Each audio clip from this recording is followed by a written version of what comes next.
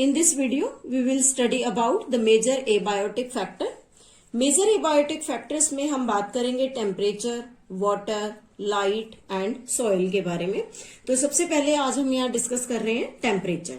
Temperature को हम मानते हैं कि important ecologically relevant environmental factor है। It is important ecological factor, काफी इंपॉर्टेंट है, इकोलॉजिकल फैक्टर है। देन हम बात करते हैं कि जब भी हम किसी टेम्परेचर को स्टडी करते हैं, किसी रेंज को स्टडी करते हैं, तो हम देखते हैं कि जो एवरेज टेम्परेचर है लैंड पर वो सीजनली वेरीज करता है। तो हम कह सकते हैं कि the land temperature varies seasonally उस टेम्परेचर में चेंज आता है। मीन्स हम कहें कभी सर्दी कभी गर्मी। और जब हम बात करते हैं कि वहां सीजनली टेम्परेचर चेंज हो रहा है, इट मीन्स कि जब हम इक्वेटर से, suppose that this is our earth, और इस अर्थ पर इस लाइन को हम यहाँ इक्वेटर मानते हैं, तो इस इक्वेटर पर जो टेम्परेचर है वो टेम्परेचर हाई होगा। और जब हम पोल्स पर, ऊपर और नीचे दोनों पोल्स पर, साउथ और नॉर्थ पोल पर जब मूव करते हैं, तो यहाँ रिजल्ट क्या होगा? टेम्परेचर डिक्रीजेस, टेम्परेचर जो है वो डिक्रीज हो जाएगा। So we can say that when we move from equator to the poles, जब हम पोल्स की तरफ मूव करते हैं, and from plains to mountain,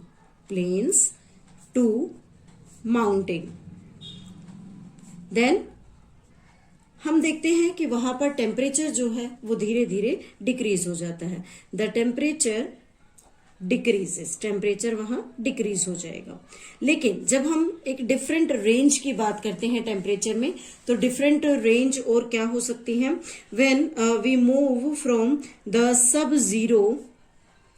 zero level in polar area and high altitude to more than 50 degree centigrade in tropical desert। इस temperature पर भी ecological variations देखने को मिलती हैं।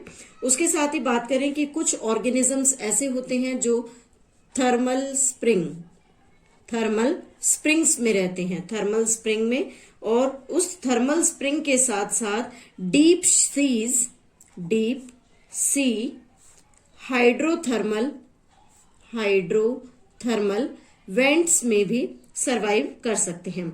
जहां पर हाइड्रोथर्मल वेंट की बात की जाती है या थर्मल स्प्रिंग की बात करते हैं, तो यहां पर जो टेम्परेचर रेंज होता है exceeds up to 100 degree centigrade. 100 degree centigrade से भी ज्यादा टेम्परेचर हमें यहाँ देखने के लिए मिलता है। और जब हम टेम्परेचर को स्टडी करते हैं, तो हम कहते हैं कि एक मैंगो ट्री जो है वो किसी भी टेम्परेट कंट्री जैसे कि कनाडा और जर्मनी में ग्रो नहीं कर सकता। So we can write the mango tree can not grow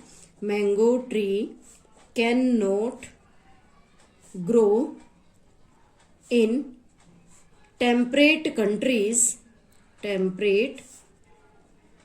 country like Canada and Germany। उसी के साथ साथ अगर हम दूसरा एग्जाम्पल लें फ्रॉम द एनिमल साइड, तो हम कह सकते हैं कि the leopard not found in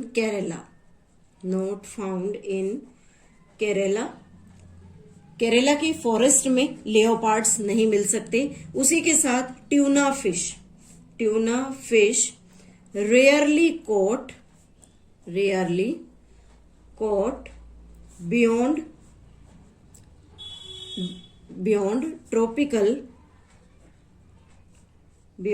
tropical latitude in oceans। Oceans में बियॉन्ड ट्रॉपिकल लैटिट्यूड जो ट्यूना फिश है वो भी अवेलेबल नहीं हो सकती। तो हम यहाँ कह रहे हैं कि जो टेम्परेचर है उस टेम्परेचर का एक इम्पोर्टेंट रोल है हर ऑर्गेनिज्म की बॉडी में, और उस स्पेसिफिक टेम्परेचर डिपेंडेंस की वजह से कोई भी स्पेसिफिक ऑर्गेनिज्म किसी भी दूसरे एरिया में अवेलेबल नहीं हो सकता, या हम उसे वहां पर ग्रो नहीं कर सकते, या हम ये कहें कि प्लांट है तो उसे ग्रो नहीं कर पाएंगे और एनिमल वहां सर्वाइव नहीं करेगा। उसके बाद नेक्स्ट फीचर हम लेते हैं टेम्परेचर में कि सिग्निफिकेंस क्या है टेम्परेचर का। सिग्निफिकेंस ऑफ टेम्परेचर, टेम्परेचर का सिग्निफिकेंस क्या है। तो सिग्निफिकेंस में जब हम बात करते हैं कि every organism have the enzymatic reactions, कि हर ऑर्गेनिज्म की बॉडी में स्पेसिफिक एंजाइमेटिक रिएक्शंस होती हैं जिसे हम मेटाबॉलिज्म कहते हैं। तो अगर हम किसी स्पेसिफिक टेम्परेचर रेंज की बात करते हैं तो उस टेम्परेचर रेंज से ऑर्गेनिजम्स की एंजाइम की जो काइनेटिक एनर्जी है वो इफेक्ट होती है। Then temperature effects kinetic energy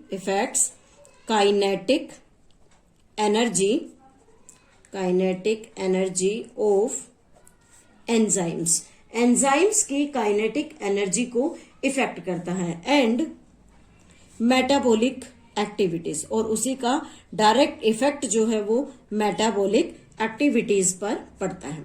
तो यहाँ पर हम देख रहे हैं दो सिचुएशंस है कि एक काइनेटिक एनर्जी जो है एंजाइम्स की उसके ऊपर एक इफेक्ट पड़ रहा है, दूसरा एंजाइमेटिक एक्टिविटी इफेक्ट होने के साथ साथ मेटाबॉलिक एक्टिविटीज भी इफेक्ट होती हैं, या हम कहें other physiological processes also affect होते हैं। इसी के साथ बात करते हैं कि दो डिफरेंट टाइप्स के ऑर्गेनिजम्स होते हैं जो टेम्परेचर रेंज पर डिपेंड करते हैं। First kind is known as eurythermal. Eurythermal means the organism which can tolerate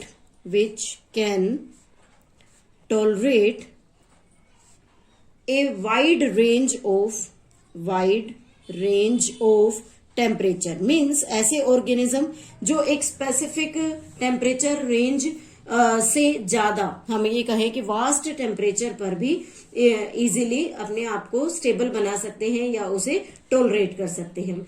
लेकिन दूसरी तरफ हम देखते हैं दूसरे तरफ के ऑर्गेनिजम्स होते हैं, दूसरे टाइप के ऑर्गेनिजम्स हैं जिन्हें हम स्टीनोथर्मल नाम देते हैं। Stenothermal means which can tolerate a narrow range of temperature, जो एक स्पेसिफिक टेम्परेचर को ही टॉलरेट कर सकते हैं। तो अगर हम यहाँ पर एग्जाम्पल्स लेना चाहें कि कौन से ऑर्गेनिज्म यूरीथर्मल है और कौन से स्टीनोथर्मल है, तो उसके लिए हम स्पेशल एग्जाम्पल ले सकते हैं। In case of the eurythermal organism there will be the humans which can live in the desert as well as in Antarctica region. And when we talk about the stenothermal, then the polar bear which can only live in the ice, उसके अलावा हम उसे गर्म area में नहीं रख सकते। तो इस तरह से जो टेम्परेचर रेंज है वो हमारे ऑर्गेनिजम्स के लिए एक स्पेसिफिक इकोलॉजिकल इम्पोर्टेंस रखता है, और उस इम्पोर्टेंस का मेन इम्पैक्ट हमारे मेटाबॉलिज्म पर दिखाई देता है। नेक्स्ट वीडियो में हम डिस्कस करेंगे about next abiotic factor water.